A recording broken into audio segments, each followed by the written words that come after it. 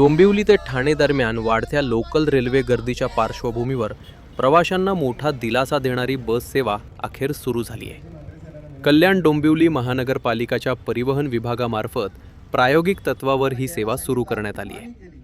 4 मार्च 2026 पासून डोंबिवली पश्चिमेतील मोठागाव सर्कल ते ठाणे माजिवडा जंक्शन दरम्यान बस धावू लागली आहे। या उपक्रमासाठी भाजप नगरसेवक दीपेश पुंडलिक म्हात्रे यांनी सातत्यानं पाठपुरावा केला होता। या बस सेवेचा शुभारंभ डोंबिवलीचे आमदार आणि भाजप प्रदेशाध्यक्ष रवींद्र चव्हाण यांच्या हस्ते करण्यात आला।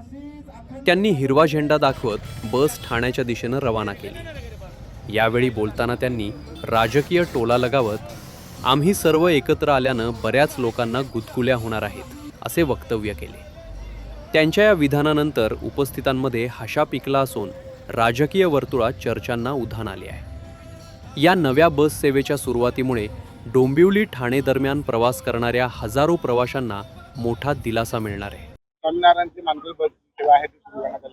नाही, डोंबिवली ते ठाणे अशी बस व्यवस्था सुरू माननीय प्रदेशाध्यक्ष रवींद्र चव्हाण साहेब यांच्या नेतृत्वाखाली आज झालेली आहे। या ठिकाणी आज आमचे जिल्हाध्यक्ष नंदू परब असतील, भारतीय जनता पार्टीचे सर्व नगरसेवक उपस्थित होते आणि डोंबिवलीकरांसाठी ही पर्वणीच आहे।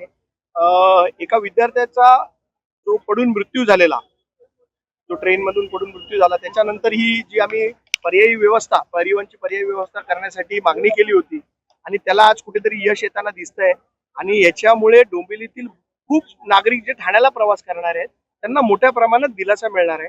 ही बस व्यवस्था कंटिन्यू चालली पाहिजे आणि हे जे समोर आपल्याला दिसतंय हे केडीएमटीचं आरक्षण आहे।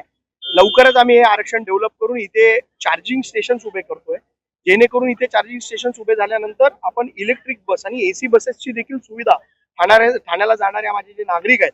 आणि आत्ताच रवींद्र चव्हाण साहेबांनी एक महत्त्वाचा विषय आपल्याला इथे सांगितला की याच बसच्या माध्यमातून माजिवड्याला जो मेट्रो स्टेशन आहे त्या मेट्रो स्टेशनला जोडण्याचं काम देखील शटल सर्व्हिसच्या माध्यमातून आपण करणार आहोत, जेणेकरून ठाण्याला जेव्हा माणूस उतरेल त्याला बोरिवली असेल, पवई असेल, घाटकोपर असेल, इथे प्रवास करताना मेट्रोची म्हणजे इंटिग्रेटेड जो प्रवास आहे नागरिकांचा तो सुखकर होईल या बस सेवेच्या माध्यमातून। मला असं वाटतं ही भारतीय जनता पार्टीच्या माध्यमातून ही तर नांदी आहे आणि मोठं याच्यामधून काहीतरी सुरू होईल अशी आम्हाला सगळ्यांना अपेक्षा आहे।